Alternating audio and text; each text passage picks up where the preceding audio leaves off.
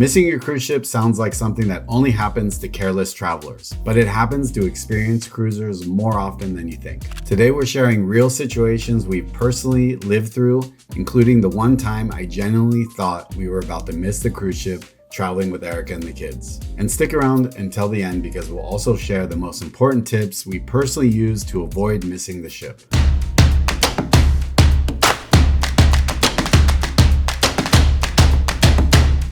You've probably seen videos of cruise directors announcing missing passengers, sometimes serious, sometimes with humor. We'll play one of those clips in a second. And while some people think it's just a comedy bit, those announcements usually come from very real situations. Well, ladies and gentlemen, a very good evening to you. And I do hope you had a fantastic day in this beautiful port of Rome. Here I am again with the usual who's not on board. Awesome. Now, first of all, we have 4 guests who we know are on a train. They're on the way here. They've called, and we'll come back to them in a minute. But I have no idea where Maria Alfaro and Vincent Caposeo from 8315 are. If you are traveling with them or have any clue where they are, would you please call 7777. And ladies and gentlemen, before I say this next bit, my hand is on my heart. I have a list in front of me. I have 3 guests who I've already shown it to. Also not on board are Michael and Louise Rossi. Oh my God. One has no words. I truly have no words. So 6 guests, 4 of them we know where they are. We're missing cabin 8315, Maria and Vincent. I give up. Now, yes, John Heald was a cruise director, he's still the brand ambassador, and he does use humor quite often. So some people wonder if these announcements are exaggerated, but what makes them funny is that they're based on real scenarios, guests running late, transportation delays, or people just losing track of time. And we've seen firsthand how serious it gets when people don't make it back. A few years ago on a European cruise, we witnessed ship security handling what appeared to be a missed ship situation. There were several cruise ship security personnel that went into a passenger cabin, they opened up the safe, and they removed the guest passports. Those passports were handed over to the port authority, the port agent, so the passengers could try to catch up to the ship at the next port. When in Europe, often means you're going to go from one country to another, which can really make things a little complicated. And I spoke directly with ship security, and they explained that this was their standard procedure when passengers don't return on time, especially when they would have to travel to a different country to catch up with the ship the next day. I never personally confirmed whether these guests made it back, but just seeing that process unfold showed us how serious missing the ship really is and how serious security takes these situations. Interestingly, not every missed ship situation ends in disaster, though this one was very unusual.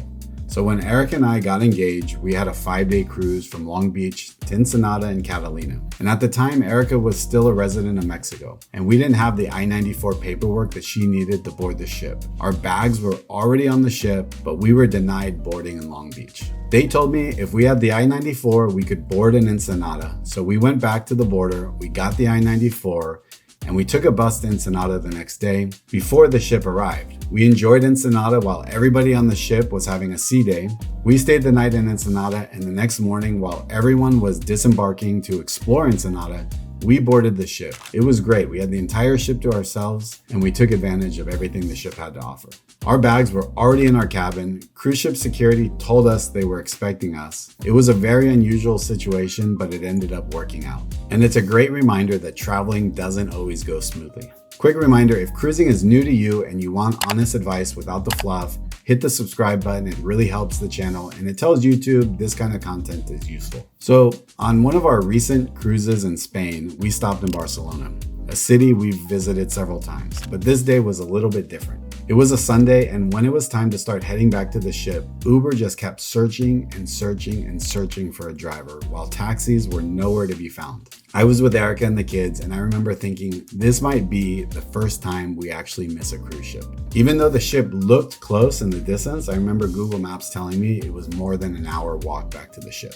After about 25 minutes of panic, I ran up to a taxi, stopped at a red light. He was off duty, and I told him, I'll give you an extra 50 euros, just please take us back to the ship. And I pointed at it in the distance. I think he saw the desperation in my eyes and he agreed to take us. We all jumped in. As we crossed the bridge into the port area, still technically within the back on board time, MSC Cruise security called my cell phone. And this is exactly why I always put my phone number as the primary contact on a booking, because I usually always answer the phone. I told security we were in the taxi and we were only about 5 minutes away. We made it, and I was more than happy to give him an extra 50 euros, and we went on our way, and we were actually within a minute or so of the back on board time. Another moment that really stuck out is what happened at a tender port. This clip shows the very last tender boat heading back to the ship. The girlfriend was already on board, and the boyfriend came sprinting down the pier, desperately trying to make it. The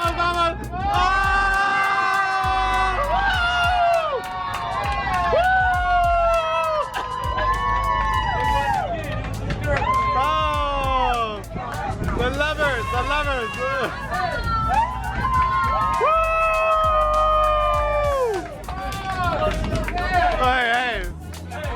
Every story we shared has something in common. It's not one big mistake, it's a chain of small ones. Losing track of time, transportation delays, assuming the ship will wait, thinking the port is close enough. That's how people miss the ship, often just by minutes. Before we wrap up, here are the exact habits we personally use to avoid missing the cruise ship. Be back at least 1 hour early. Start thinking about your return at about 2 hours before you're back on board time. Use the right primary contact number, the person who is most likely to answer their phone. Screenshot the port agent info at every port. This is usually in the daily planner. This is your lifeline if you miss the ship, and who will assist you, especially if you're in a port you're not familiar with. Keep ship time visible by setting a second clock on your phone's home screen. Set it to ship time, or just use a regular watch to keep track of ship time. And plan ports from farthest to closest. For example, we have cruised to Livorno, Italy several times, and we typically explore on our own. What we usually do, we always take the train to Florence first, the farthest point from the ship, and finish in Pisa, which is much closer to the ship. That way, if trains shut down or we have some sort of delay, worst case scenario is an expensive taxi or an Uber back to the ship. An expensive taxi or Uber is still cheaper than missing the ship. Missing the ship isn't rare, and it isn't always careless. We've lived these moments, and we hope sharing them helps you avoid learning the hard way. If you've ever had a close call or actually missed a ship, share your story in the comments below. And if you're cruising in the future, make sure you subscribe for more real-world cruise advice. Hope everybody's having a great day, and we'll see you on the next video.